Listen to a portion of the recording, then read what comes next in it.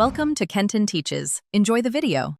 You begin by setting the equalizer flat, and you play a familiar track at a realistic listening level so tonal judgments are meaningful. Once done, engage a narrow boost, high Q, and sweep slowly across the band to locate the frequency that jumps out as harsh, boomy, or muddy. Make sure to note that center frequency.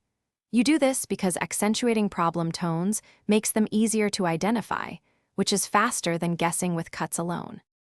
Once you find the offending spot, reduce gain by a modest amount, start 2 to 6 dB, and listen for improvement.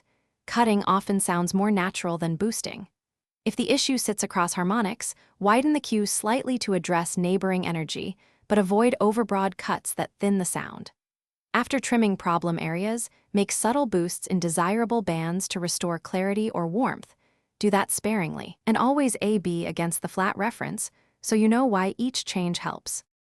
You finish by bypassing the EQ to compare before and after, and you listen closely to confirm the change improves overall balance. Make sure to test in mono and at different playback volumes because masking and perceived balance shift with level.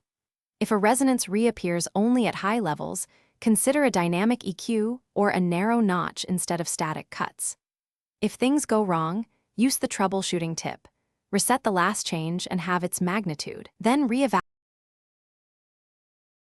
Thanks for watching. Please subscribe if this video was helpful.